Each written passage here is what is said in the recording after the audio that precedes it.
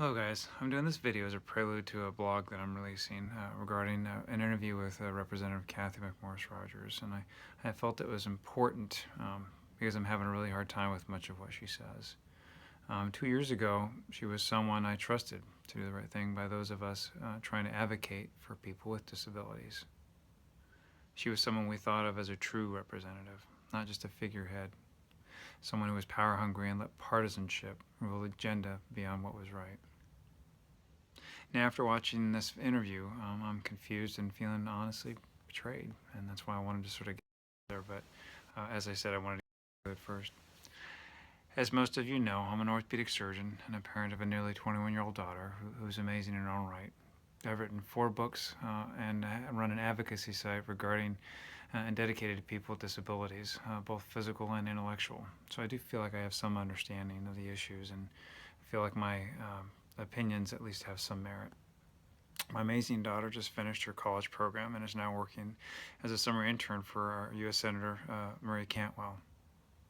So I'm very proud of her. So in the interview, she mentions how important employment is in her interview, and I certainly could not agree with her more. She talks about the importance of employment and independence. Jobs mean independence. She discusses the statistics of employment for people with intellectual disabilities and how much positive effect that has on not just the people who are independent, but also the coworkers. It improves the environment of the entire workplace. It improves productivity, and there have been many studies confirming the positive impact of having people like that in the workforce and the workplace.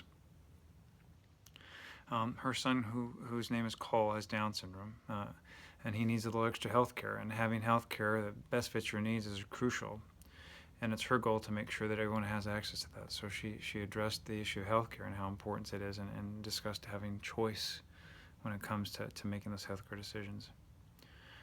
She says time and time again during the interview that Medicaid is crucial to those with disabilities, and she vows it will not be cut. She also states that the media has it wrong, that there will be more funding for Medicaid under the health care bill that she supported. So those are definitely things that she's addressed on.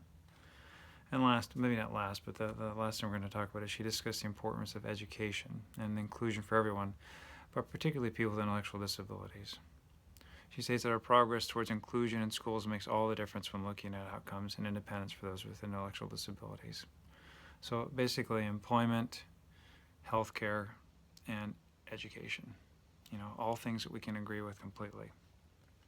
And certainly things that I would espouse to, and 2 years ago, things that I was completely on board with, when she brought those things up, especially when she was working on the ABLE Act, which is a whole nother blog. Now the tough stuff, and the reason we're talking about this.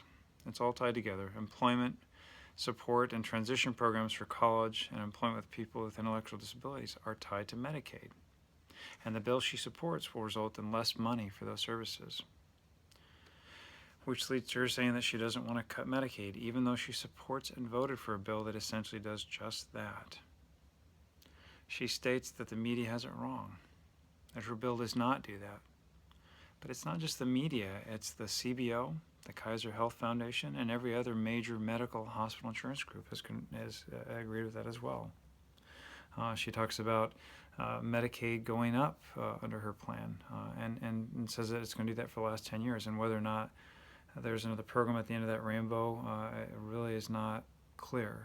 The fact is that Medicaid expansion has increased the number of people who get employment support, and most people don't realize that Medicaid is not just an insurance healthcare delivery. It actually does all those employment programs, those transition programs, and employment assistance for people with disabilities. So those are all funded through Medicaid. Healthcare is critical, and there are already 28 million Americans without healthcare. And the CBO, as well as the Kaiser Health Foundation, predict this plan that was passed will increase those numbers several million-fold, not just a few hundred, but millions. Now, obviously, those are predictions, but nonetheless, those are predictions by an agency that was created to do just that job alone. If that weren't enough, it will end many of the portions regarding pre-existing conditions. And Down syndrome is a pre-existing condition, and there are many people with Down syndrome who have heart issues and other things that need much more medical intervention than other people would.